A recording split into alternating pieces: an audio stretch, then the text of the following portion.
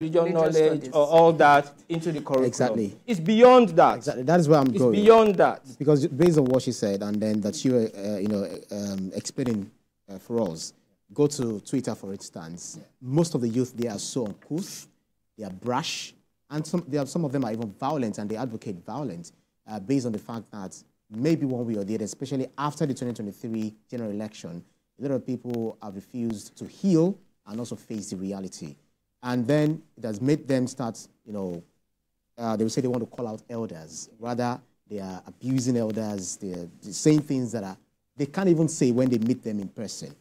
So do you feel that it is just, it's exactly beyond religion? Should we begin to think about bringing back the history, not the one written by the white men for us?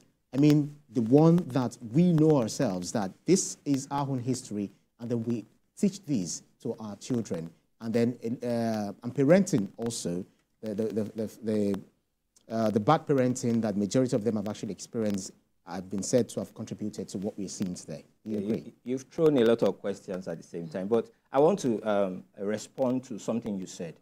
You see, I disagree when you say most of the youths.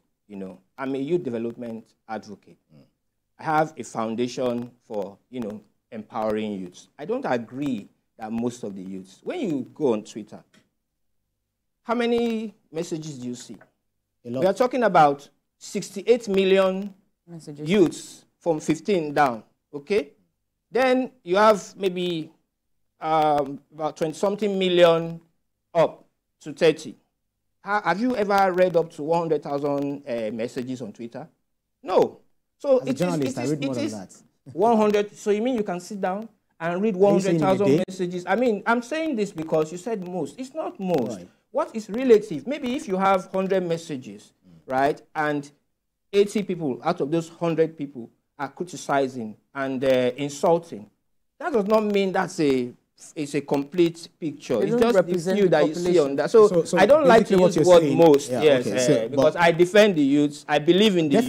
Definitely. I don't want us to discourage them with the words we use to describe them. Absolutely. It's not actually meant to discourage them. It is based on the reality that I see and that majority actually speak to. But then speak to the facts. Okay, yeah. So you see, like I gave, the example about my father.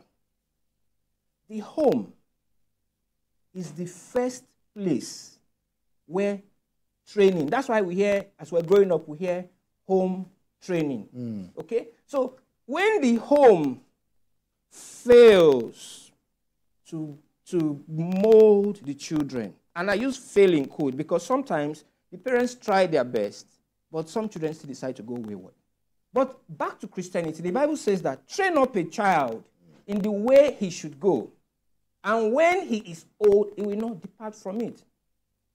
Discipline is part of the Christian faith, and I see from people I know that are Muslims, they believe in discipline, right? Diligence, which is hard work, is part of the Christian faith, and I see it in among the Muslims, okay? And I use this example from time to time. Several years ago, I had a mechanic, and the mechanic was a Christian. And I'll say, listen, I'll come to meet you in your workshop by 8 o'clock or 9 o'clock, and I go there, I wait for him until 11. I say, what happened? I say, I went for night vigil. Christian. When you are supposed to be diligent. Then I changed him to a Muslim. It wasn't like I looked for a Muslim mechanic, but the next mechanic I took was a Muslim. I'm a Christian, okay? I would tell this guy, I'll be in your workshop by 8 o'clock. By 7:50, 7:30, the guy will be there. Waiting for you. So it has to do with values. Values. You see, values and morals, can be practiced whatever religion you are. But the good thing is that the Christian religion, which I stand for, pushes values that help humanity, values that pull people together, okay? And there are Christian institutions, organizations that are raising role models, setting the pace. So what do we do? From my own constituency as Christians, I know Christian organizations that are doing leadership training for youths.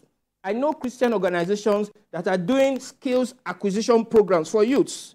So beyond, I don't think that we need to overburden government every time. It's not this, the government cannot give us the solution all the time, okay? So when the churches and mosques, when they have their own structures to mold the youth, then we have a better value. Absolutely. In the schools as well, they have their own structures to mold the youth and give them value. We can't rely on government for everything. Right. We need to start thinking out of the box. All right, so we'll take a break quickly now and then be back to continue discussing this very important topic in the studio.